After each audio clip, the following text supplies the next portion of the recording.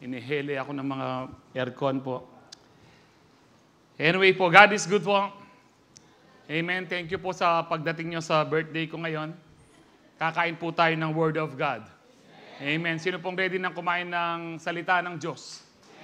Sabi po ng Panginoon sa Matthew 4:4, "Man shall not live on bread alone, but with every word that comes from the mouth of God." Ang ibig sabihin po nito, hindi tayo pwedeng mabuhay ng matagumpay sa pamamagitan lang ng pagkain, ng normal na pagkain po, kundi dapat po sa mga salita ng ating Panginoon. Amen. So we've been studying Believers' Unfailing Faith for 5 months now. And this is the culmination po ng ating topic, the finality of our topic. And I'm sure, sino po dito ang nag-grow for 5 months?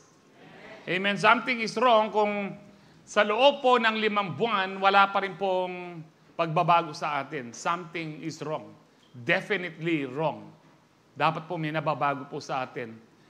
You can be sure na ikaw nga ay ligtas kapag buhay yung pananampalataya mo. At nag-grow po siya. Yung mga buhay lang na pananampalataya, nag-grow, yun lang po talaga ang mga ligtas. Now, before I begin with our last topic, review po natin kung sino po yung mga napag-aralan po natin from Old Testament. Sino po yung natatandaan niyo pinakauna? Noah, Roland, Abraham,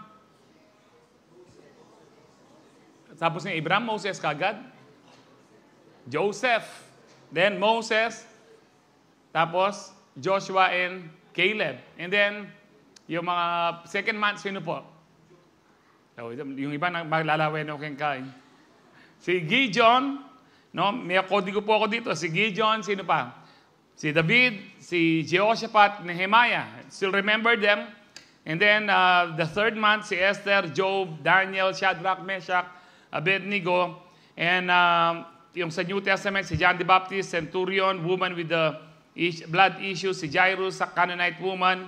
Just this month, si Bartimaeus, Mary of Bethany, and Simon Peter last week lang po. And now, yung final Bible character po natin is the unfailing faith of Apostle Paul. Sino po nakakilala kay Apostle Paul? Amen. I think si Apostle Paul po, for me, wala po akong Bible verse dito, but for me, he was the greatest apostle of all time. Kung bakit po sa gabing ito, madidiscover po ninyo kung gaano katindi yung kanyang pananampalataya na ikumpara po sa ating mga problema ho ngayon. Kahit po sa problema ko, walang kwenta po yung mga naranasan po niya. Pero ni minsan, hindi po siya nagreklamo sa Diyos. Ni minsan, hindi siya nagtampo. Ni minsan, hindi siya nagtanim ng galit sa kanyang kapwa. Napakatindi po. But anyway, si Paul po ay una siyang tinawag sa Bible na Saul or Saul. But it doesn't mean na naging Paul po siya, pinalitan siya ng pangalan ng Panginoon. No. Ang Saul po is, ito po ang Hebrew masculine name, meaning asked, prayed, borrowed for, possibly dedicated to God. Ang Greek po nito, Saulos. And si Saul po, ito po yung kaya Hebrew po ito. Sa Samuel po, yung first king ay si King Saul. So kalahi po niya, Benjamite din po. At ang kanyang pangalan na Paul ay hindi po pinalitan, kundi ginamit po niya ang pangalan na Paul dahil ito po yung Roman masculine name meaning little, small, or humble. I think because of the meaning, humble, gusto niya na talagang maliit lang siya. And of course, during the biblical times, kahit po ngayon, kapag ikaw ay Hudyo, maraming galit sa'yo. So kapag alam nila ang Hudyo ang pangalan mo, mahalata ka na kaagad, magagalit po at madidiscriminate niya. Since siya po ay tinawag ng Diyos para po mangaral sa mga hentil, ano po ang mga hentil? Sino mga hentil? Kapag hindi Hudyo, lahat po ay hentil. So tayo po ay mga hentil. So tinawag po siya na mangaral sa mga hentil at mas kilala po during this time ang Roma dahil sila po ang sumasakop po ng halos buong mundo, ang Rome. So ginamit po niya ang kanyang Roman name, which is Paul, na ibig sabihin po is little, small, or humble. Ang Greek po nito is Paulus at ang Latin po nito is Paulus. Now, anyway, si Paul po, or si Saul, ay kilala po siyang persecutor po ng church bago po siya nakakilala sa Panginoon. And yung iba, inapprove po niya yung kamatayan nila, katulad po ni Stephen, but there was no record in the Bible na siya ay pumatay talaga. Ang mga nakarecord po sa Bible is, nag-persecute po siya, pinakulong, and of course, kapag nakulong ka noon, yung iba po, iba na po yung pumapatay. Iba po yung mga pumatay, katulad po kay Stephen, pero kilala po siyang notorious na persecutor ng mga believers ni Kristo o mga Kristiyano. Now, let me begin with Acts chapter 9, verse 1 to 16. Meanwhile, Saul was uttering threats with every breath and was eager to kill the Lord's followers. So he went to the high priest. He requested letters addressed to the synagogues in Damascus, asking for their cooperation in the arrest of any followers of the way he found there. He wanted to bring them, both men and women, back to Jerusalem in chains. As he was approaching Damascus on this mission, a light from heaven suddenly shone down around him. He fell to the ground and heard a voice saying to him, "Saul, Saul, why are you persecuting me?" "Who are you, Lord?" Saul asked. And the voice replied, "I am Jesus, the one you are persecuting. Now get up and go into the city, and you will be told what you must do." The men with Saul stood speechless, for they heard the sound of someone's voice, but saw no one. Saul picked himself up off the ground, but when he opened his eyes, he was blind. So his companion led him by the hand to Damascus. He remained there blind for 3 days and did not eat or drink. Now there was a believer in Damascus named Ananias. The Lord spoke to him in a vision, calling, "Ananias." "Yes, Lord," he replied. The Lord said, "Go over to Straight Street, to the house of Judas. When you get there, ask for a man from Tarsus named Saul.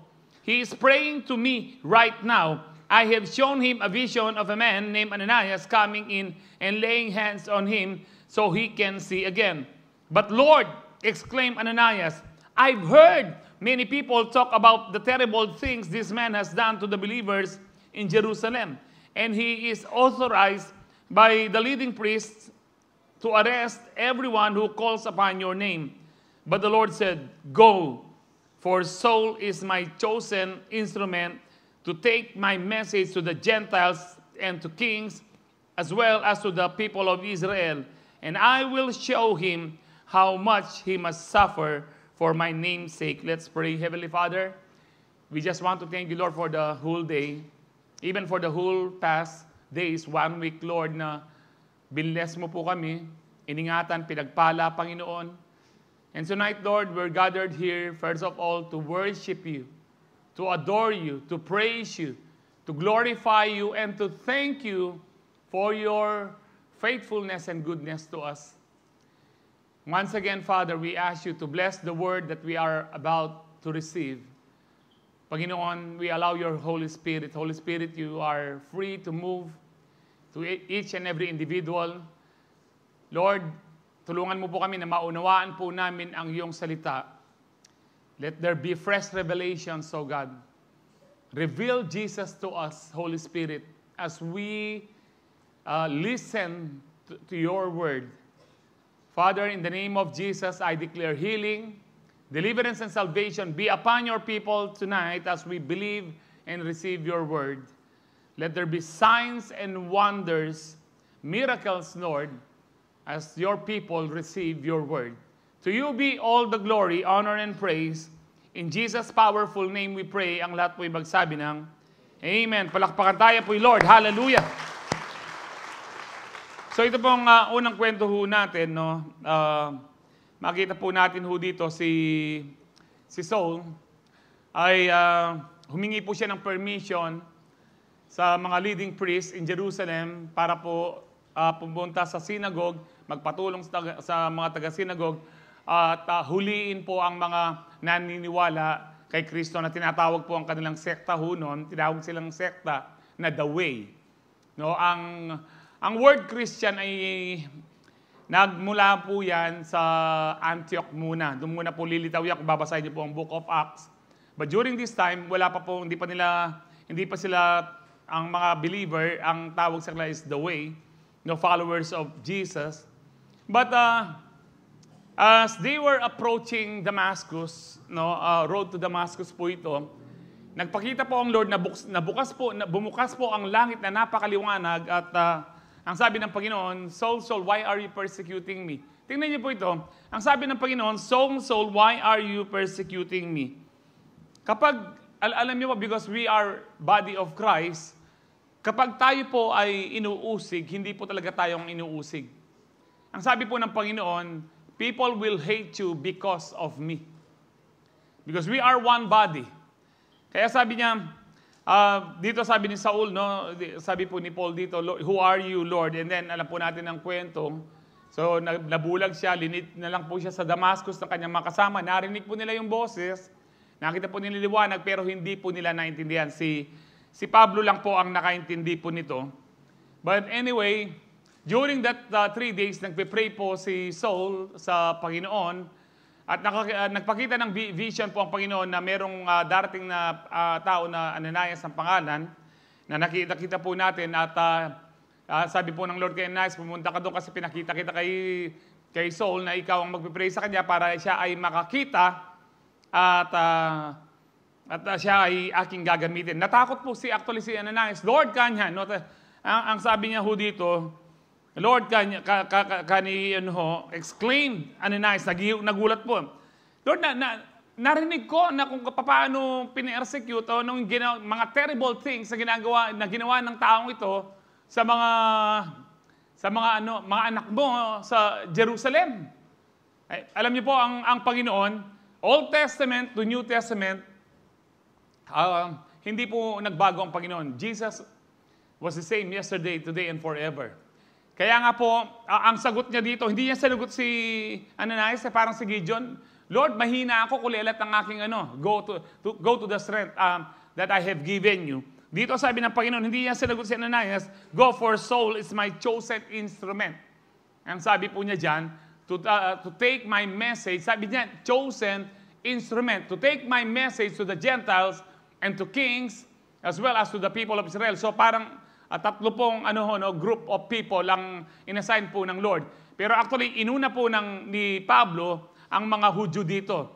Nung ayaw na siyang tanggapin dahil dati siyang persecutor, hindi siya naniniwala. Sabi niya, wala na ako pananagutan sa iyo, pumunta na ako sa mga Gentiles. So after po niya nag-preach sa Gentiles, bago po siya mamatay, humarap po siya sa mga kings, mga rulers. Nandito na po si Governor Felix, si Festus, maging po si King Agrippa na bago po mamatay si Paul, nakapag-preach po siya dito dahil hinuli po siya sa Jerusalem at umapila po siya hanggang Rome. Kaya po siya nakapag-preach sa mga rulers po during that time. But ang sabi ng Lord dito, and I will show him how much he must suffer. Ito po yung matindi. For my name's sake. Alam niyo po yung mga apostles, hindi po natin kinukuha po yung kanilang mga tawag ho dito. Yung mga destiny po nila na pinlano ng Panginoon. Hindi po natin pwedeng i-preach dito o kung paanong naghirap si Paul, dapat maghirap ka rin ng ganyan. No, kasi po iba yung cup po nila. Still remember si James and John nung pong tinawag pa nila ang nanay nila, nung mga mamas boy po ito, sabi mo kay Lord, pagdating sa langit, upo kami sa kaliwa at kanan. Sinabi naman po ng nanay niya, pero sabi ng ating Panginoon, can they drink the cup that I am going to drink? Sumagot yung dalawang spoiled. Ang sabi po nila, opo, we can drink. Kaya sabi niya, talagang iinumin nyo yung cup na meron din ako. You will suffer. And then, kaya nga po, ganito ho sila. Even Paul, iba po yung suffering niya. Sabi po ng Panginoon dyan, I will show him how much he must suffer. No, for my name's sake. Matindi ho yung suffering ni Paul. Mamaya po mga pag-aaralan po natin to. And then, bakit ko sinasabing hindi tayo kailangan mag-suffer? Kung kinakailangan man, kung dadaan man tayo, walang problema. Pero hindi po natin to tinitake kasi iba po ang kanilang calling. Kasi po, sabi nga ni Paul, nung kay King Agrippa, sabi niya, King Agrippa, di ba, alam ko naniniwala ka sa mga prophets at sa law. Sabi ni King Agrippa, baka akala mo, Paul, for a short period of time na nagpipreach ka, mapipersuade mo kung maging Kristiyano. And then sabi po ni Paul, habang nasa trial po siya, nakatanikala po siya, sabi niya, short or long, I pray na hindi lang ikaw, King Agrippa, ang maging Kristiyano na katulad ko, kundi lahat kayo na nakikinig sa akin, except for these chains. Anong ibig sabihin po noon? Gusto ko yung maging Kristiyano.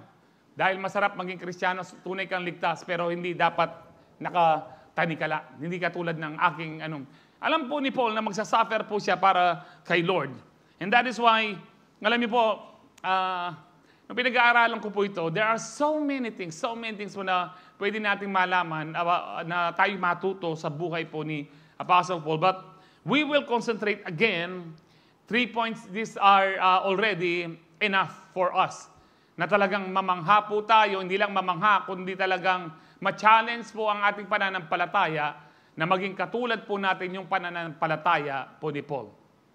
Amen. Na kahit anong mangyari, hindi tayo bibigay. So number 1, Paul had an unfailing faith in God because he immediately preached Christ after his conversion. Ano po ibig sabihin ng after his conversion? Nung na-born again po siya, nakilala niya ang Panginoon, nagkaroon po siya ng genuine encounter sa Lord, agad po siyang nag-preach. Tignan po natin sa Acts 9:17-22. So Ananias went and found Saul, sabi po dito, and he laid his hands on him and said, Brother Saul, the Lord Jesus who appeared to you on the road, he sent me so that you might regain your sight and be, sabi po dyan, and be filled with the Holy Spirit. Now, take note po dito, hindi po sinabi ni Ananias dito, Ananias, nandito ako para ikaw ay tumanggap sa Panginoon.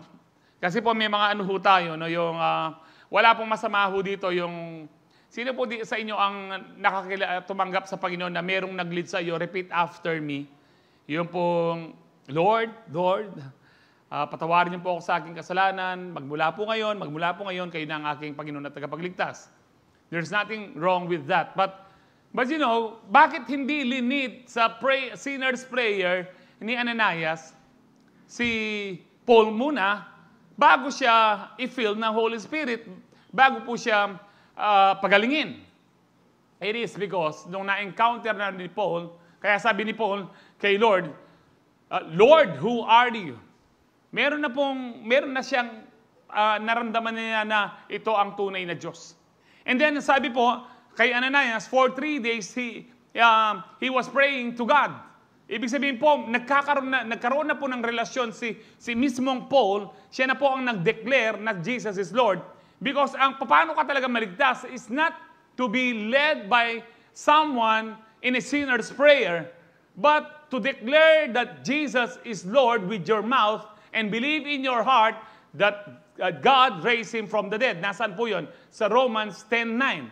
That if you confess with your mouth or declare with your mouth Jesus is Lord, and believe in your heart that God raised Him from the dead, you will be saved. Ganyan lang po kasimple ang salvation. You need to declare with your mouth. Baka sabihin po natin, Pastor, di ba alam naman ng Lord ang puso natin? Kahit sa isip lang, alam po niya. Pero yung dati mong Diyos na si Satanas, hindi niya alam. Kailangan marinig ni Satanas at ang kampon ng impyerno that you are now declaring from your heart na ang Panginoon mo na ngayon ay hindi na si Satanas, kundi ang Panginoong Jesus na. And that is powerful. Parang sinasabi mo, Satanas, magbuhat sa araw na ito. Wala ka ng kapangyarihan sa akin, wala ng kapangyarihan ng kasalanan sa akin, wala ng kapangyarihan ng sumpa sa akin. Ako ay binago na ng Panginoon. Siya na ang aking Panginoon at tagapagligtas. Kasi po marami pong na-lead sa sinner's prayer dahil napilitan lang. Pero hindi talaga sila na-save. You need to declare with your mouth. Sino po dito ang tumanggap na kay Lord? I'm sure sinabi niyo, Lord, kayo po ang aking tagapagligtas. Kayo po ang aking Diyos. Kayo po ang pag-asa ko. And if you believe from your heart, you are already saved. Amen. Saved by grace. Amen. What is grace? Unmerited favor. Hindi mo pinagtrabahuhan, pero binigay ng Diyos. Hindi ka karapat-dapat, pero binigay ng Diyos. Amen. And then instantly, nung pinag-pray po ni Ananias, something like scales fell from Saul's eyes, no? Para po sigurong ito, parang contact lens na nagbubulag sa kanya. And he regained his sight. Then he got up and was baptized. Tingnan niyo po ito, nung pong pinagaling siya ni Ananias, tumayo po siya at nagpabaptize na po siya. Hindi po siya kumain. 3 days, hindi po siya kumakain. Gutom po siya dito. Pero ganito po on fire, ganito po ka-zealous, ka-passionate si Paul, na yung mali niya dating ginagawa, akala po niya kasi yung ginagawa niya dati para sa Diyos. Nagkamali siya. Yung mali niyang ginagawa ngayon, alam na niya yung katotohanan, mas naintindihan na niya ang Torah, ang Old Testament, naintindihan niya ang Law and the Prophets na mga books. Ngayon, kaya nga, very ready po siya na magpagamit sa Panginoon. So nagpabaptize po siya. And then dito pa lang po siya kumain. Afterward, patapos po siyang magbaptize, so pala siya kumain. He ate some food and regained his strength. Saul stayed with the believers in Damascus for a few days. And then verse 20, and immediately, agad-agad, pagkatapos po niyang kumain at lumakas po siya, he began preaching about Jesus in the synagogue, saying, He is indeed the Son of God. Tingnan niyo ito, matindi po si Paul. Remember, persecutor po siya ng mga Kristiyano dati. Inaprobuhan niya po yung kamatayan ng ilan, the first martyr was Stephen. Pero ngayon, actually pumunta siya sa synagogue, meron siyang permit papunta ng synagogue, di ho ba? Para anong gawin po niya? Huliin yung mga believers. And then, dalhin po sa Jerusalem in chains para po sila ikulong at parusahan. But dito ho, pumunta sa synagogue para sabihin niya, iba na ang message niya. Ano ang message niya? That Jesus is indeed the Son of God, the Lord and Savior of the world. Matindi po si Paul. Now, hindi po ito, this is not about leadership in the church. No? Yung pong kabago-bago mo, gusto mong maging leader. Ang ibig sabihin po nito, kahit bago ka kapatid, kahit katatanggap mo lang sa Panginoon, meron ka ng responsibility na yung na-experience mo, kung genuine yung encounter mo kay Lord, hindi pwedeng hindi mo ipagsabi ito sa ibang tao. Salamat po sila mga amen. Something is wrong again, na tinanggap mo ang Lord, sabi mo na born again ka, pero ni minsan, hindi ka man excited na pinagsabi mo si Lord. Tumatahimik po. Walang pwede kong mamalduga karayom kini. Mamaksing niya. Something is wrong po. We need to check our hearts. Am I truly born again? Am I truly a Christian, a follower of Jesus, a disciple of Jesus? Kung talaga pong tinanggap natin ang Lord katulad po ni Paul, actually po yung Samaritan woman, ganun din po, na-encounter niya si Lord. Sabi niya, ito na kaya yung Messiah? At nag-stay ho si Lord sa mga ilang araw sa Samaria at nakakilala po sila sa Panginoon, na-save po lahat ng yun. This is not about leadership in church. Kasi si Paul mismo sabi niya, huwag niyong gawin na mga leader, yung mga bago-bago magiging mayabang yan. Pero pwede tayong mag-preach niya about Jesus kung paano mo naranasan si Jesus at kung paano kang binago ni Lord. Amen. Kung hindi niyo pa ho ginagawa ito, bago pa ho mahuli ang lahat, you need to talk about Jesus kung paano ka binago ni Jesus. Perhaps the reason why, kung bakit hindi mo pa rin pinagsasabi si Jesus because nahihiya ka, because you do not have the genuine encounter sa Lord. Kapag meron kang totoong naranasan mo ang Panginoon, hindi pwedeng hindi mo siya pagkikilala, kapatid. Amen. This is not to condemn you, but this is to correct you. Kung kayo po iniisip nyo, ligtas kayo, Kristiyano kayo, then why don't you speak about Jesus? Ano ang nakakaya sa Lord? Na anong makarine? O niyang lasing ka, sure-sure ka, wala kang marine. O yan yung Kristiyano ka, dapat mas eka marine. Uling matino ka yan eh. Anyang eka matino, wala kang marine. Pakipatin mo pa rin siping mong bali. Ngayong matino ka na, dapat ngayon ka maging bold, maging matapang para sa iyong pananampalataya kay Jesus. Amen. I hope nakukuha po natin to. Amen po ba? Verse 21, sabi dito, all who heard him were amazed. Excuse po. Sabi po dyan, isn't this the same man who caused a devastation among Jesus' followers in Jerusalem?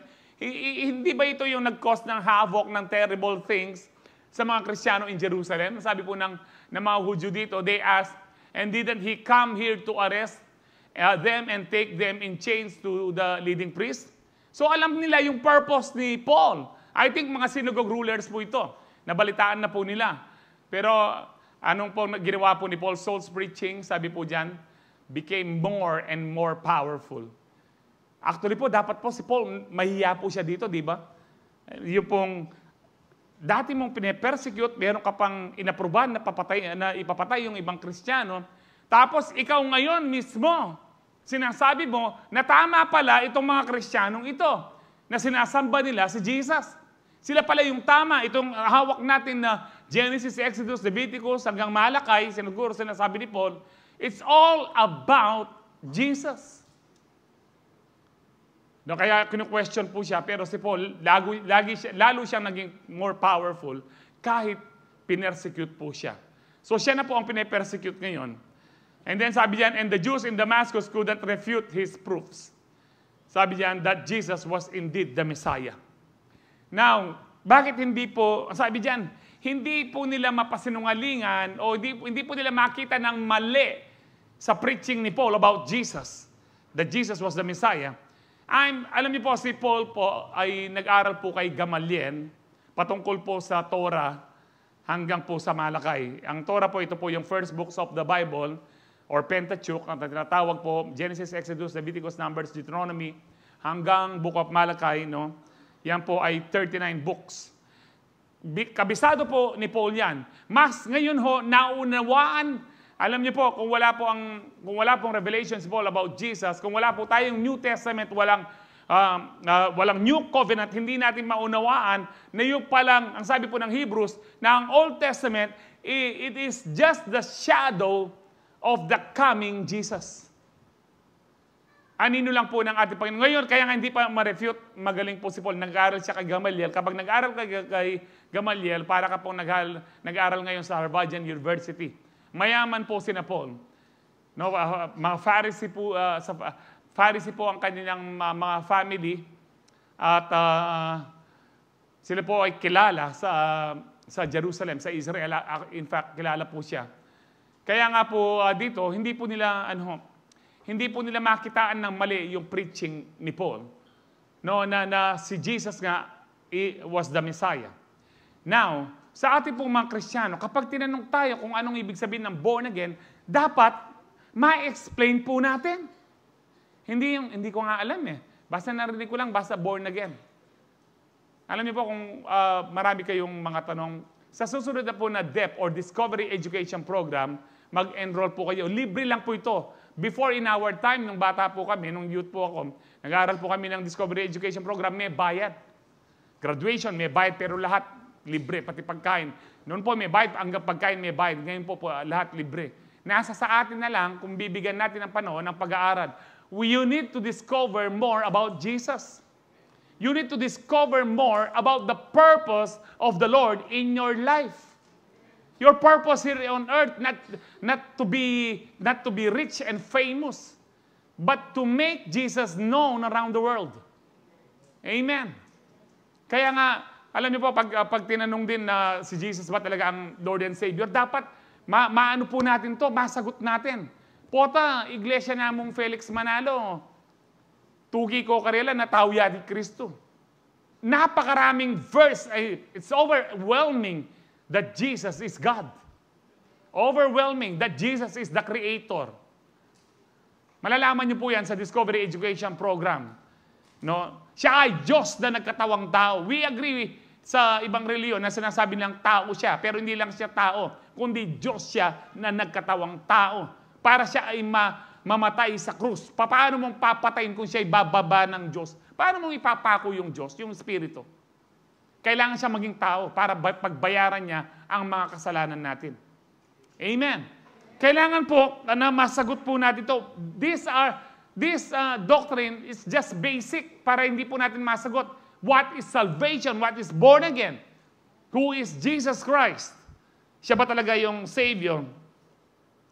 Now, pagkatapos pong nag-preach po ni Paul, kung babasahin niyo po itong Book of Acts, nagpaplano po ang mga Hudyo dito na patayin si Paul.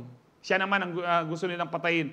Now, tinakas siya ng mga believers, dinala po siya sa Jerusalem. Pagdating sa Jerusalem, sa Acts 9, 26-29, when Saul arrived in Jerusalem, sabi po dyan, he tried to meet with the believers, but they were all afraid of him. Natatakot po kasi nga, mas kilala siya sa Jerusalem na marami siyang pinahamak sa Jerusalem ng mga Kristiyano.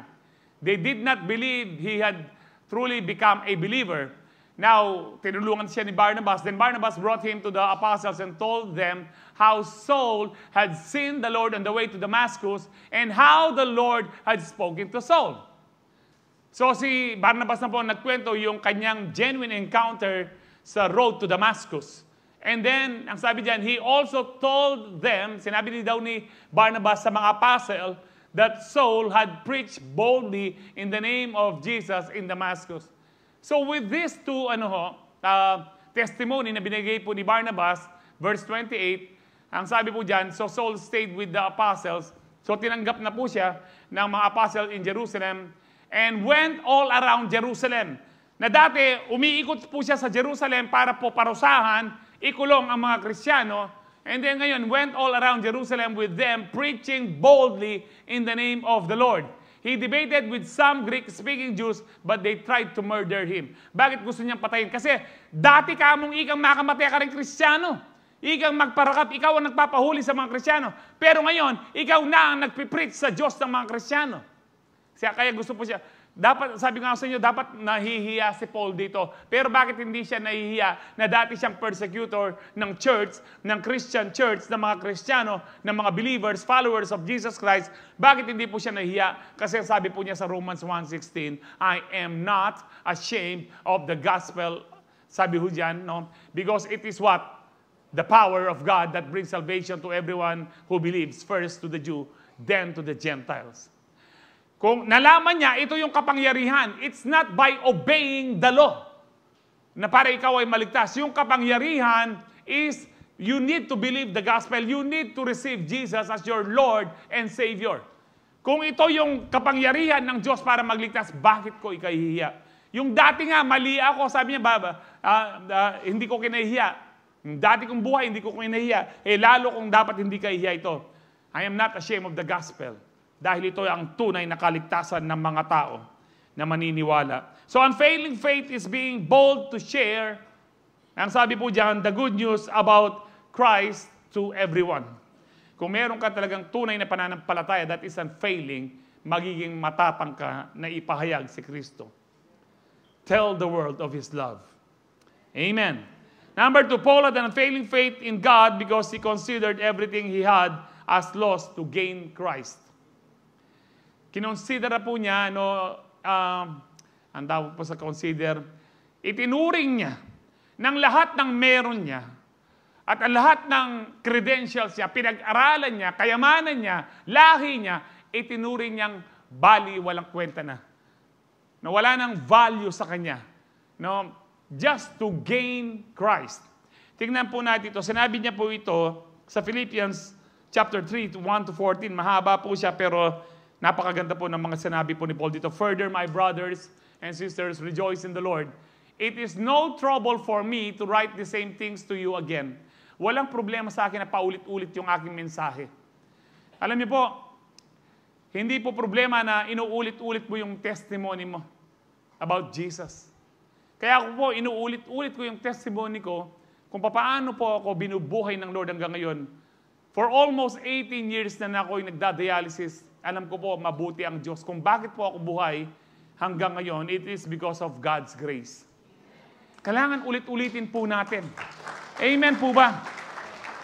Kaya si Paul walang problema sa akin. Bakit? Para po lalong ma-inculcate, lalo pong maitanim sa mga puso't isipan ng mga taong ito, sa mga taga-Philippi, ang mensahe ng Panginoon about salvation. Sabi diyan, it is a safeguard for you. Para hindi kayo mawala sa salvation. Hindi kayo malinlang. Once again, sasabihin ko sa inyo, huwag kayong maniwala doon sa once saved, always saved, period. That is a demonic doctrine. Matapang ko pong sinasabi yon, that is a demonic doctrine. Ni minsan sa Bible, napakalikling phrase na once saved, always saved. Bakit wala ni isang verse na nagsabing ganun? Ang sinasabing, you need to stand firm until the end. Because those who endure until the end will be saved. Ang manapay, once saved, stay saved or remain saved. Pwede pong once saved, always saved if you remain faithful until the end. Hindi po siya once saved, always saved, period. Once saved, always saved if you will continue believing in Christ as your Lord and Savior. Amen. And then sabi niya, watch out for those dogs, those evildoers, those mutilators of the flesh. Yung pong nagpapahirap sa laman, ang sabi po ni Paul dito, for it is we who are the circumcision, we who serve God by His Spirit, who boast in Christ Jesus, and who put no confidence in the flesh. Sabi niya, tayo kanya na nakakakilala sa ating Panginoon, mga Hudyo, kami mga Hudyo, na mga tuli talaga, mga circumcised.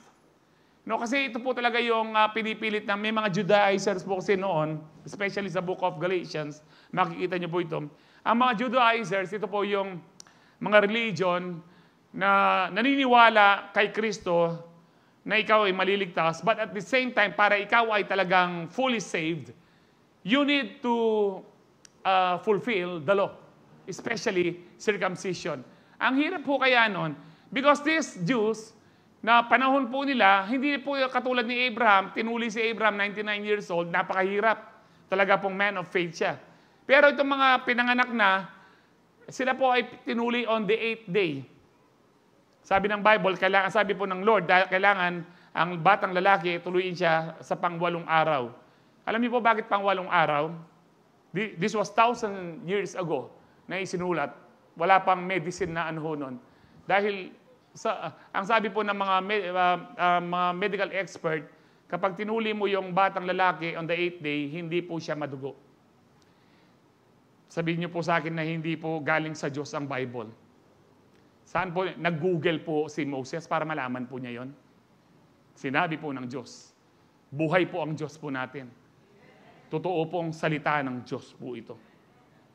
So kaya nga po namumroblema ang mga tao, na born again sila, 40 years old, 50 years old, isipin niyo po, 60 years old, tutuliin ka, wala pang anesthesia kanita.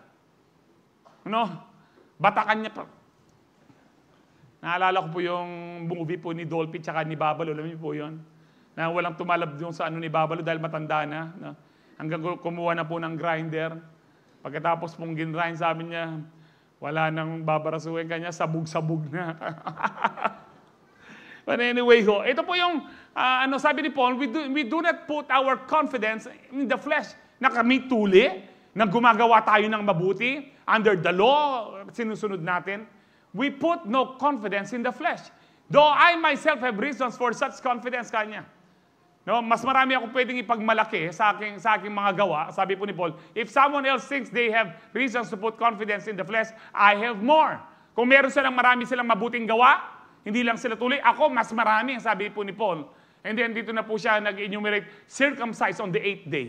Sabi niya, of the people of Israel, of the tribe of Benjamin, of a Hebrew of the Hebrews, sabi diyan, in regard to the law, a Pharisee, as for zeal, persecuting the church.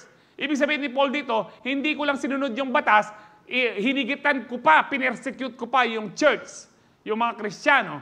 And then as for righteousness, ito po pinakamatindi sa lahat, based on the law, faultless. Wow. Alam niyo po, kung mali po si Paul dito, hindi pa susulat ng Holy Spirit yan dyan. Talaga pong faultless si Paul. Hindi nila makitaan, dahil nga nag-aral siya kay Gamaliel, very zealous po siya under the law. Na kailangan kong ito pa rin to, kailangan kong ma-perfect. Kaya sabi niya, faultless, I am blameless. hinigitan ko pa. Matindi po si Paul. Pero ano po sabi niya? But whatever gains to me, ano man yung mga credentials ko? No. Ang sabi niya, whatever gains to me, I now consider loss for the sake of Christ. Wow. Hindi niya ilinta na kahit na summa cum laude siya, kahit na consistent honor student siya, kahit na mayaman sila, a Pharisee of the Pharisee, Hebrew of the Hebrews, may position po siya. Sabi niya, no, binabaliwala ko ang lahat ng ito for the sake of Christ. What is more, I consider everything a loss, everything. Alam niyo po sa mga Hudyo, lalo na mayaman sila Paul, meron siyang mamanahin na malaking lupa dapat, pero ang sabi niya, wala nang kwenta sa akin yon. I consider everything a loss because of the surpassing worth of knowing Christ Jesus, my Lord. Wow! Surpassing worth. Walang katumbas na halaga yung makilala mo pang higit si Kristo sa buhay mo. Ito yung nais ni Paul sa kanyang buhay. Walang kwenta sa kanya yung kayamanan ng mundo. Walang kwenta sa kanya yung mga pinag-aralan niya, kung ano man yung mga magagandang nakalipas po niya. Binabaliwala niya just for him to gain Christ. Ang ibig sabihin po nito, if you are holding on to your own intelligence, if you are holding on to your own riches, you can never gain Christ fully. Pero si Paul, nung sinasabi po ni Paul ito, nasa 30 years na po siya, more than 30 years na po siya sa ministry. And yet, ang sabi po niya, gusto pa niyang makilala si Kristo. The infinite value of knowing Christ more and more each day. Ito pong naisip po ni Paul. For whose sake I have lost all things. Hindi na po siya tinanggap ng kanyang mga kanyang pamilya kasi po, mga Pariseo po kanyang mga pamilya. Bakit siya tatanggapin? No, pinag-aral po siya ng tatay at nanay niya kay Gamaliel, ginastusan po siya. Binigyan siya ng posisyon sa Jerusalem, a Pharisee of the Pharisee, Hebrew of the Hebrews. Pero sabi niya, walang kwenta nito. Nung Friday po, nag-attend po kami ng isang debut ng anak po ni Brother Arnold Leiran, pangalan kasi niya? Aryan, no, si Aryan, nag-debut po siya, 18 years old, no? Siyempre, debut, 18 nga.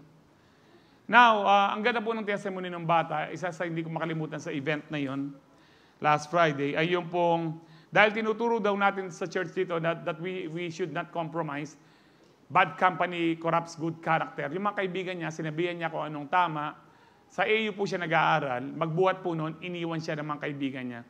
Araw-araw, sa kanyang pag-aaral sa high school, sa AU, mag-isa lang po siyang kumain, mag-isa po siyang uuwi. Pero ang sabi niya, every day, Lord, salamat po sa one day, ikaw ang nakasama ko. Bata lamang po yun. Pero yung iba po sa atin, hindi natin maiwanan yung mga balasubas na mga kaibigan po natin. Kakilala na nila si Kristo, pero mga masama pa silang mga ugali. Maliwanag po yan sa 1 Corinthians, I think, 1 Corinthians 15:33, that bad company, yan po. No, do not be misled, do not be deceived. Yan po ibig sabihin niyan, bad company corrupts good character. Si Paul po, sabi po niya, kesa sa sumama pa ako sa mga dating kaugalian ng aking pamilya, ng aking mga kaibigan, ng aking mga katrabaho, I consider them lost. Wala na sa akin lahat na yan. Sabi niyan, that I may gain Christ. You can never gain Christ kung pinanghahawakan mo pa yung mga dati mong barkada na nagdala sa iyo kagabi sa Tigtigan Terakan. No? Kung pinanghawakan mo pa yung mga dati mong pag-uugali, you can never gain Christ fully. That means you will never experience the full blessings in your life on this earth. Amen. And then tuloy po natin, and be found in Him, not having a righteousness of my own that comes from the law. Na ako matagpuan kay Kristo, na yung righteousness ko, kasi po dati ang righteousness niya, by obeying the law. Faultless nga ho siya, grabe.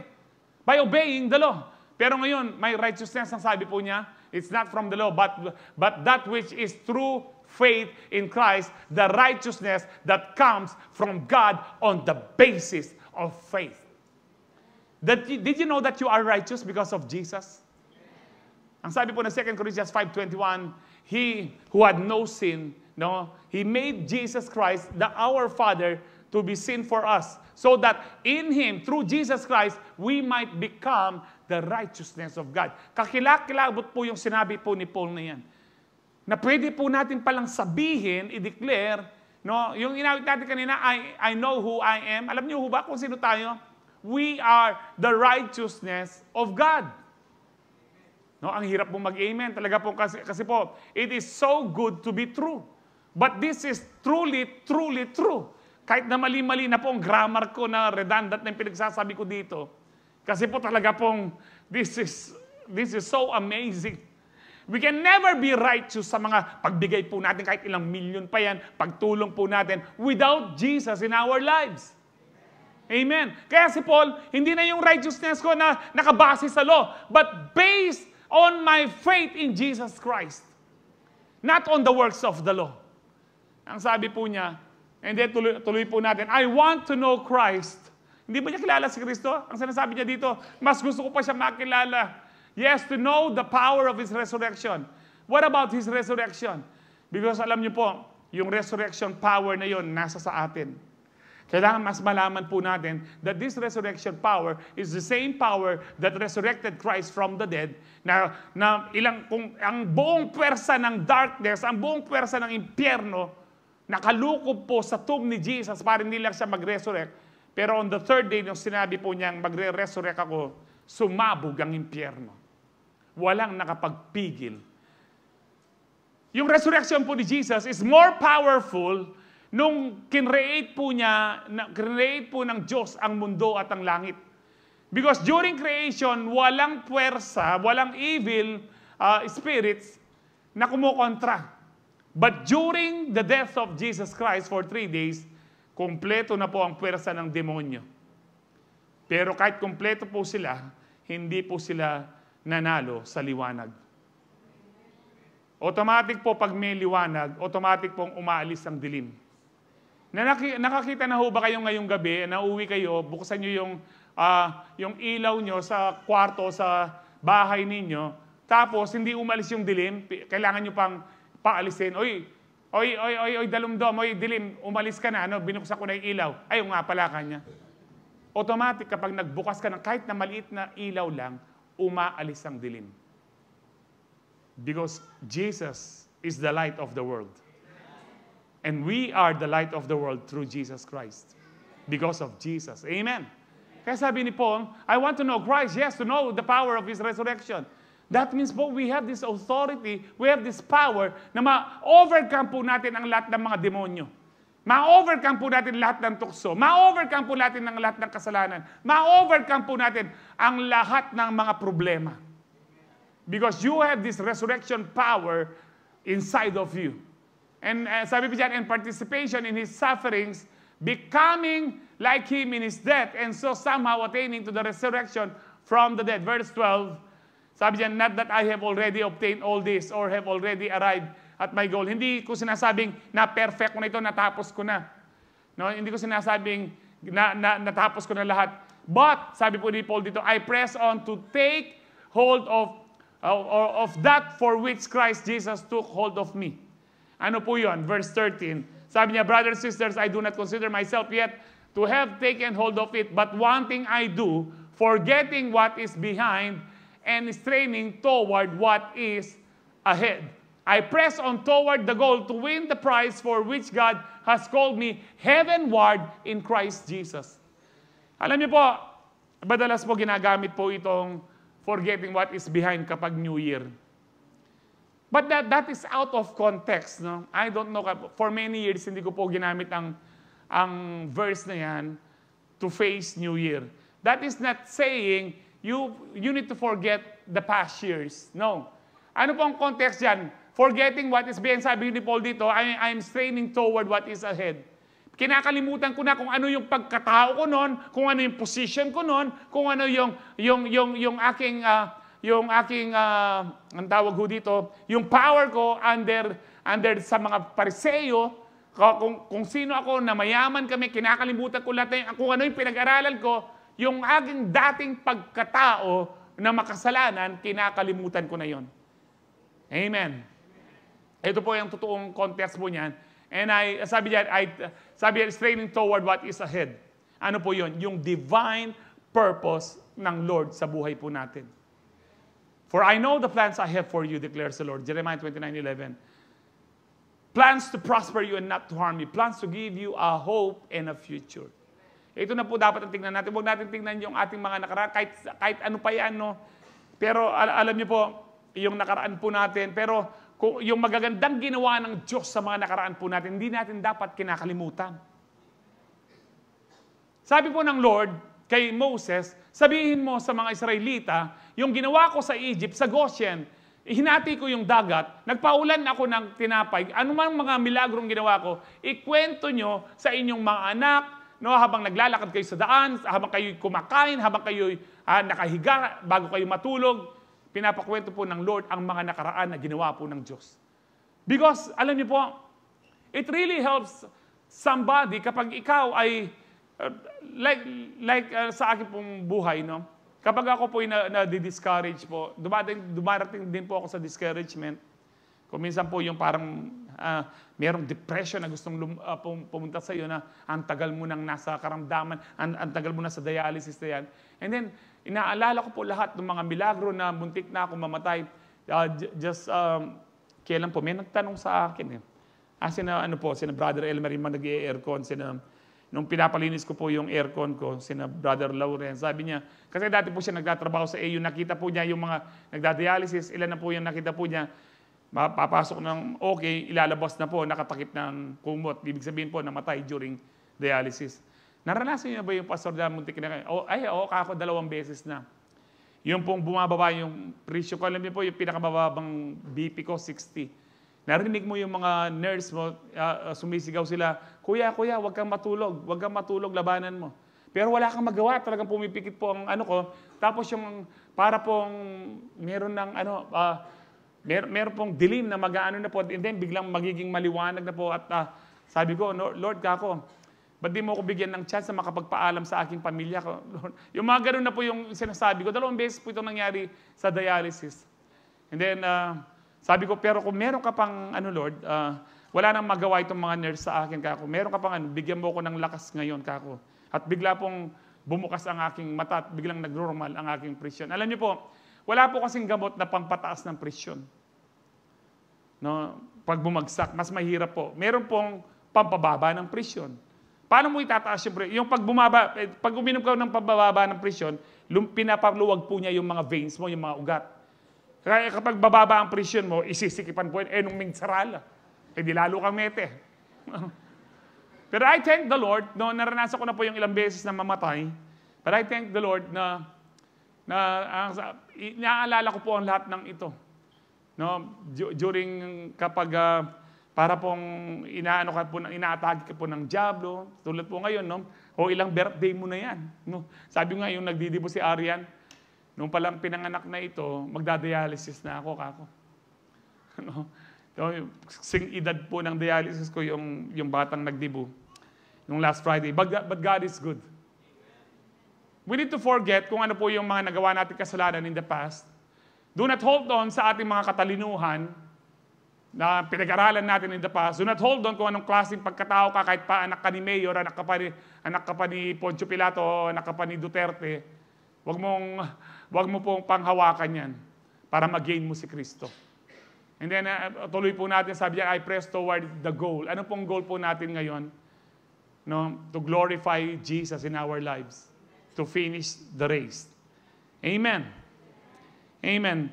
Alam niyo po, ang greatest desire na lang po ni Paul talaga, hindi na po pinagmamalaki ni Paul ngayon, yung pinag-aralan niya kung gaano yung yaman po nila. Ang pinagmamalaki po ni Paul during this time ay kakilala niya si Kristo, na dapat ito rin po ang ipagmalaki natin. Dahil sabi ng Diyos sa Jeremiah 9:23-24, this is what the Lord says, don't let the wise boast in their wisdom or the power. No, sabi diyan, yung mga matatalino, mag-boast kayo sa inyong katalinuhan, karunungan, or the powerful boast in their power, yung nasa position, pagmalaki yung position nyo, or the rich boast in their riches, yung mayaman, magmayabang sa kayamanan. But those who wish to boast should boast in this alone. Ang Diyos po nagsasalita dito, that they truly know me and understand that I am the Lord who demonstrates, sasabi po dyan, unfailing love and who brings justice and righteousness to the earth, and that I delight in these things, I, the Lord, have spoken. Kwaita. Wala tayong dapat ipagmalaki, kundi yung kakilala mo talaga si Kristo. Yun lang ang pwede po natin ipagmalaki. At lalo pa po natin, no, I challenge you tonight, na lalo pa po natin in our daily devotion, no, nasa sa atin na po, it is not enough na makinig lang po kayo ng linggo. Dapat daily po makilala niyo si Kristo. Because the more you know about Christ, the more you will be successful. The more you will be peaceful. The more you will be joyful, the more you know more about Jesus. Amen. Kaya nga ho dito, sabi ng Lord, wag niyong pagmalaki yung katalinuhan niyo, yung position niyo, yung kayamanan niyo, ang ipagmalaki niyo. Nakakilala niyo ako na ako yung Diyos na ipinapahayag ko yung aking unfailing love. Na ako ay mahabagin at mapagmahal na Diyos. Amen. Amen. Kaya excited na rin fourth service, Lord. Psalms 73, 25, 26. Whom have I in heaven but you? Hindi po kasi alam niyo po yung may awit po tayo dito, no? Kahit awitin mo or tawag dito, sabihin mo siya kung kapangpangan ka, hindi kasakit, whom have I in heaven but you? Yun po, whom have I in heaven but you? There is nothing on earth I desire besides you. Alam niyo po natin yun, God is the strength of our heart. Kaya sabi po dyan, and there is nothing on earth I desire besides you. Ito po si Paul. Si Paul po, actually, wala naman po masama na nagdi-desire po tayo ng bagong bahay, bagong sasakyan. Pero si Paul, alam niyo ho, sa atin po kung may nagdi-desire tayo, dapat yung pinaka-desire po natin talaga, above everything, above all, ay si Jesus. Pero si Paul, tinanggal niya lahat ng mga human, materialistic desires of this world. There is only one desire for Paul, to know Christ more each day. Kaya po dito, sabi ni David, there is nothing on earth I desire besides you. My flesh and my heart may fail, manghihina ako, tatanda ako, but God is the strength of my heart and my portion forever. Kapag ang dinisar mo si Jesus, magkakaroon ka ng kalakasan. I tell you, no, hindi po maganda sa kalagayan ko yung dialysis, lalo po yung Sunday night, dahil dapat po, in-encourage po nga po ako ngayon dahil libre na ang dialysis, pero sa amin po, yung makina po namin, hindi libre lahat. May binabayaran pa po kaming amount dahil mahal daw yung ano po namin. But anyway, in-encourage po akong, kuya, mura na yung dialysis, ganyan, mag 3 times ka. Ang iniisip ko po, pag nag 3 times po ako, mababawasan na po yung araw na paglilingkod ko sa Diyos. Kaya tinitiis ko po siya. Dapat ang next dialysis ko is kahapon. Nung 3 times po ako during the first year of dialysis. Pero pag ganyan na, linggong gabi na po, excuse me.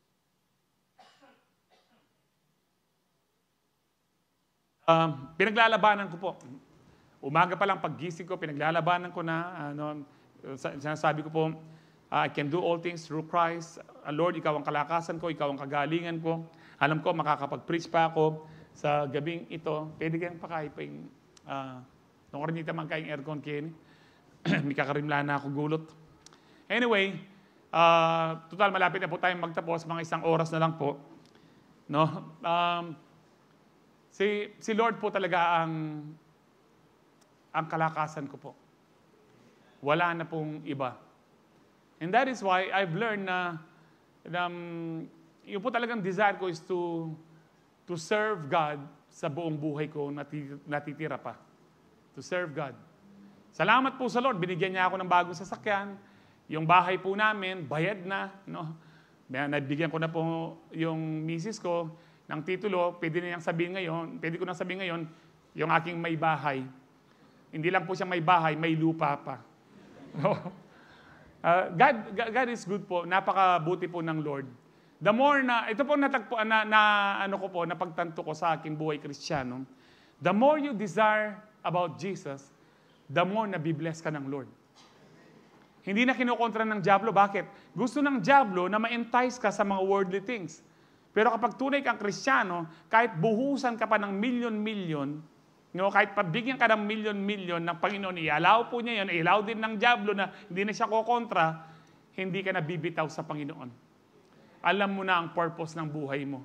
Na hanggang mamatay ka is to serve and worship God, to glorify God alone sa buhay po natin.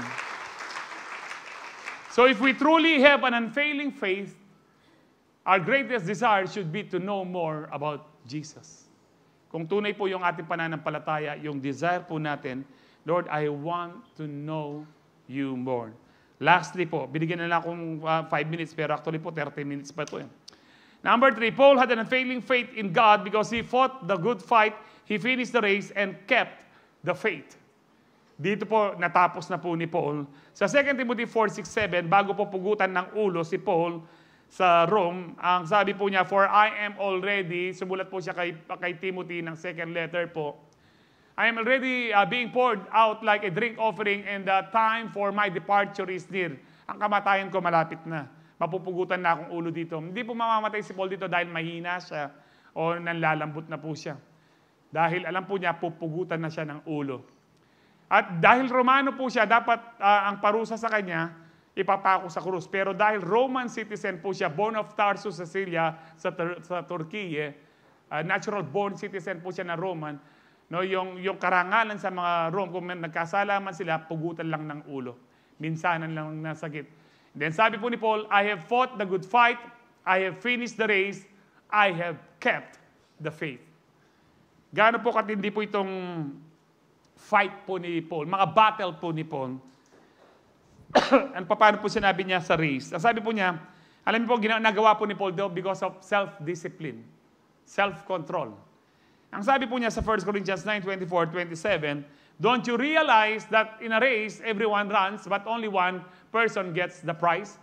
Alam niyo po, noon pa man pala sa Rome, meron na pong Olympics.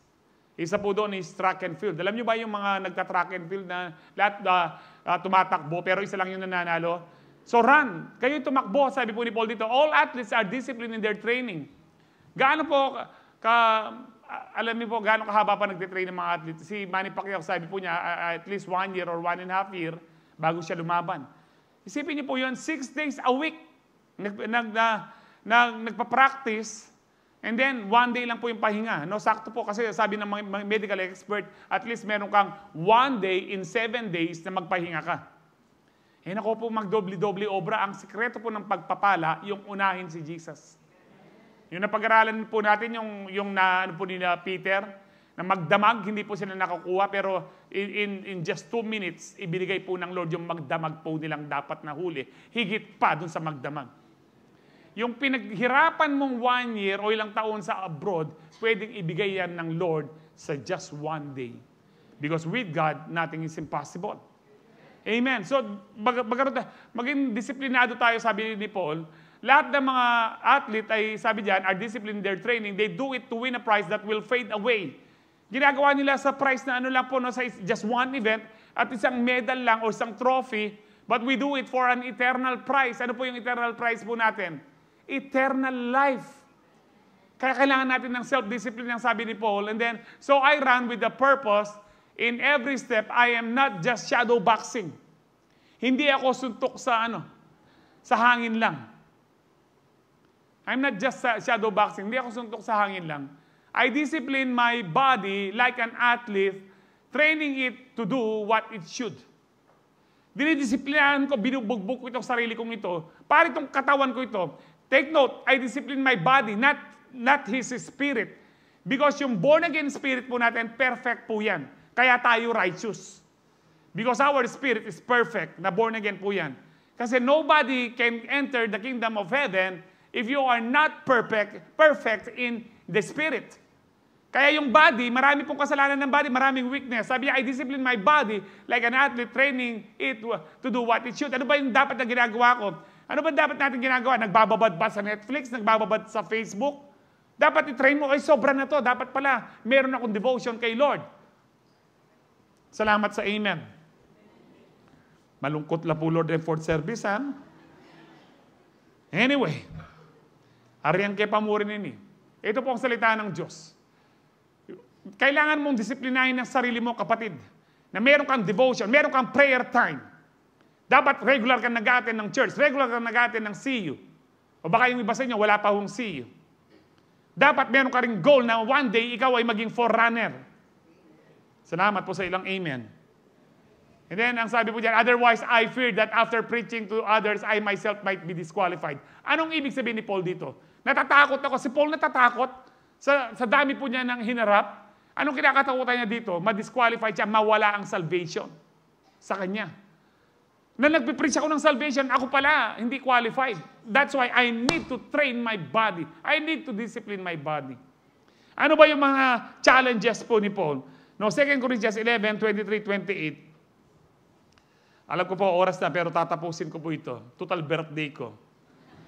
Are they servants of Christ? Ang sabi po ni Paul, I know I sound like a madman. Para akong siraulo dito. Sabi ni Paul, but I have served him far more. Wow! Parang ang yabang ni Paul. I have served him far more. Higit akong naglingkod sa kanila. Talking about the super apostles. Sabi po niya, I have worked harder, been put in prison more often, been whipped times without number, and faced death again and again. Yung pong pagkakakulong niya at nalatigo po siya at hinarap po niyang kamatayan, hindi na daw po niya mabilang. Wow. Kung tayo po makulong dahil kay Kristo, baka minsan lang magreklamo na tayo. Si Paul po, ilang beses na ito. Ilang beses siyang nalatigo. Masarap bang nalalatigo? Ito pa ho, no? Ito pa yung matinding ano ho niya. 5 different times, the Jewish leaders gave me 39 lashes. Ito po yung pinanlatigo kay Kristo na sumasama yung laman. 39. 39 multiplied by 5. Ilan po yun? 195. Kasi minus 1 lang eh. No? 195. Alam niyo po, can you imagine kung anong likod meron si Paul? Paano siya maligo? Paano siya matulog? Paano siya magdamit na dumidikit po? Sabog-sabog po yung likod niya. Baka hindi lang po likod. Kasi po, siyempre, pag napagod na po sa kakalatigo yung Roman soldier, baka dito po sumabit po yun. Sasama yung laman. Ang pangit na po ni Paul. Pero ni minsan, hindi siya nagreklamo sa Panginoon. Pero tayo, konting problema lang, ay Lord, bakit ganyan? Kung kailan ako naging Kristiyano, nagtatype sa man ako, Lord, pautang mo pa lupking ginu. Alang marine. No, yung ginagawa po natin. Pero si Paul ni minsan, wala po siyang sinabi na masama sa Panginoon. 5 times si Kristo, minsan lang. Siya 5 beses. Buto na lang po yung nasa likuran niya. 3 times I was beaten with rods. No, ewan ko, hindi ko na po research kung ano ito. Once I was stoned. Ano po sinasabi niya dito? Na-stoned to death siya, namatay na po siya, binuhay lang siya ng mga believers.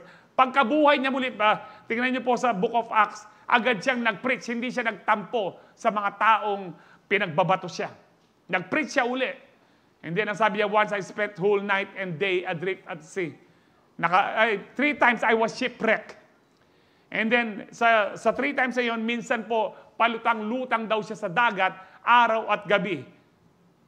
Hindi niya sinabing, Lord, nasaan ka? 24 hours na. Eh tayo po, 2 oras pa lang ho tayo nagpapacheck up sa doktor, nagrereklamo na ho tayo.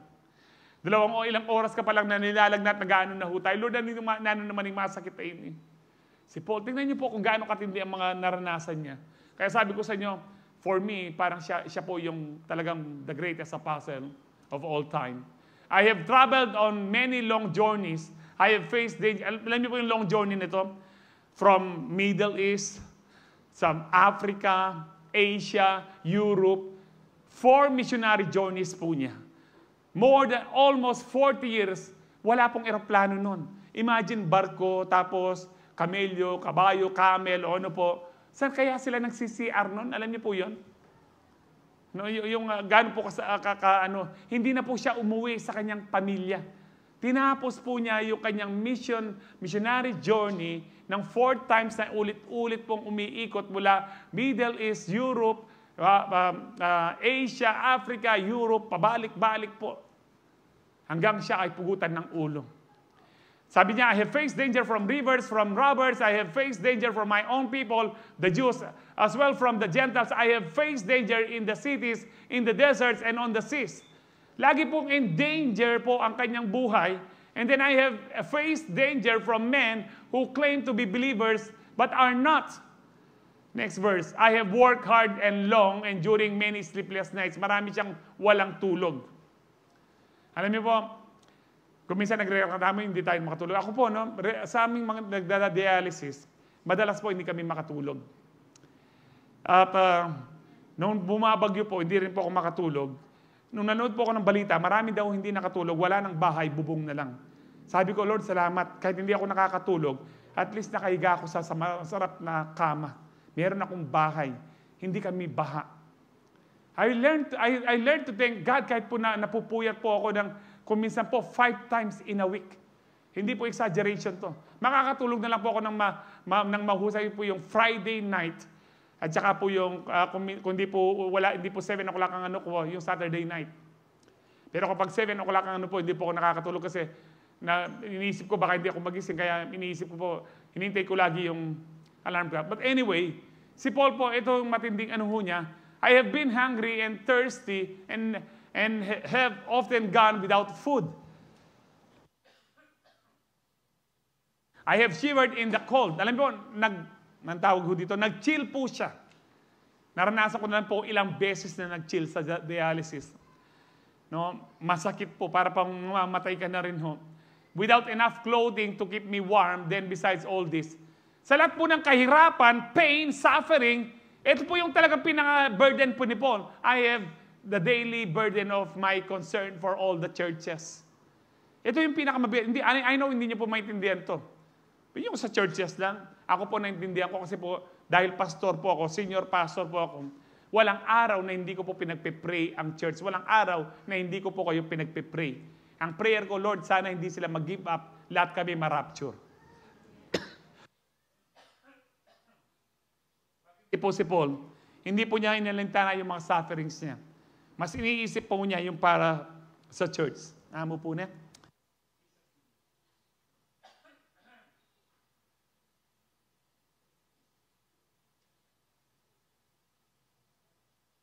Anyway po, magtatapos na ho tayo.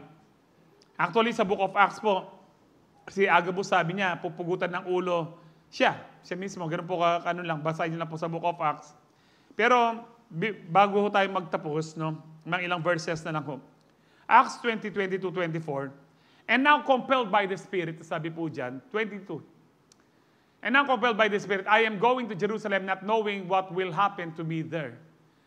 I only know that in every city, the Holy Spirit warns me that prison and hardships are facing me. Sipin niyo po, ang dami pong, ang Holy Spirit po sasabihin niya, pag dumating ka sa ano niyan, pwede ka mamatay. Pero linusok po lahat po ni Paul dyan. Dahil ang goal niya, however, sabi niya, I consider my life worth nothing to me. My only aim. Ano sabi po niya? My only aim, my only objective, my only purpose in life is to finish the race and to complete the task. Ano po yung task niya? Ano yung purpose niya? Ano yung assignment niya? The Lord Jesus has given me the task of testifying to the good news of God's grace. Walang kwenta ang buhay ko, hindi ko na iniisip yung gumanda pa ang buhay ko, sabi po ni Paul. Ang aim ko lang, ang objective ko lang, ang tanging layunin ko, ang nais ko lang, ninanasa ng puso ko, na matapos ko yung assignment ko na binigay ng Lord, na i-preach ko ang gospel. I do believe hindi lang si Paul ang may assignment ito, tayo pong lahat. Dapat po talaga pong ito ang mas bigyan natin ng halaga kesa sa buhay po natin. Katulad ni Paul. Kasi po, pansamantala ng buhay nito. Maaring bukas o mamaya, wala na tayo. What is important, matapos po natin. Masabi rin natin katulad ni Paul, I have fight the good fight, I have finished the race, and I have kept the faith. Amen. So, unfailing faith is to complete our mission. Sabihin niyo po, our mission. Our mission of proclaiming the gospel of Jesus Christ to everyone. It is our responsibility, each and every believer, to proclaim the gospel to every creature. Mag-review na po tayo, the unfailing faith of Apostle Paul. Paul had an unfailing faith in God because number one, he immediately preached Christ after his conversion. He considered everything he had as loss to gain Christ, and he fought the good fight, finished the race, and kept the faith.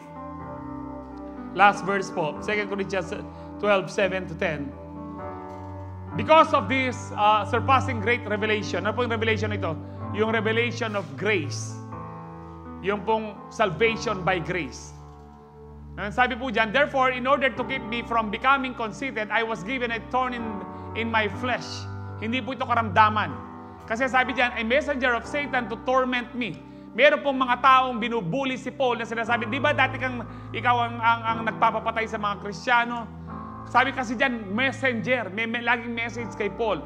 O ikaw na Pablo na nagpipreach ngayon, dati ka naman ganyan, dati ka naman ganyan. Sabi ng Lord, no? Kasi po kung may karamdaman si Paul, yung karamdaman, habang tumatagal, lumalala. Hindi niya makakayanan yung 39 lashes na 5 times. Mamamatay siya kung karamdaman po ito. In the book of Numbers, sabi ng Lord, kung di nyo papatayin lahat ng mga kalaban nyo, they will be torn in the flesh sa inyo. So, torn in the flesh, mga tao po itong nagpe-persecute kay Paul. So, 3 times I pleaded with the Lord to take it away from me. Pero nang sagot ng Lord, but He said to me, my grace is sufficient for you, for my power, my grace, my power, grace is power. My power is made perfect in weakness. Therefore, I will boast all the more gladly about my weaknesses, so that Christ's power may rest on me. Ano pong ibig sabihin ni Paul dito? Habang kinikilala ko na ako'y mahina, may kahinaan, lalo ko namang nararanasan ang biyaya ng Diyos. Pero kung kinikilala mo, ay kaya ko to, ay matalino naman ako, ay mayaman naman ako, hindi mo mararanasan ang grace ng Lord. Pero kung kinikilala mo na kailangan mo si Kristo dahil marami tayong kahinaan, grace lamang po. Sabi po dyan, that is why, for Christ's sake, I delight in weaknesses. Nagpapasalamat ako sa Diyos na may mga weaknesses ako, may mga insulto sa akin, may mga hardship, may mga persecution, may mga difficulties. For when I am weak, when I recognize that I am weak, a weak person, then I am strong. Doon po kumikilos ang biyaya ng Panginoon. Amen! Now, this is the finality. This is the culmination of our message. Napakasimple lang. Kung isa-summarize ko po yung 5 months po natin, ito po yun. God's grace is all we need to live a life of unfailing faith. Ulitin ko po. God's grace, ano po yung grace? Unmerited favor. Hindi mo pinagtrabahuhan. Regalo ng Diyos, libre. Hindi ka man karapat, dapat ibinigay ng Diyos itong power na ito. Itong grace na to. God's grace is all we need to live a life of unfailing faith.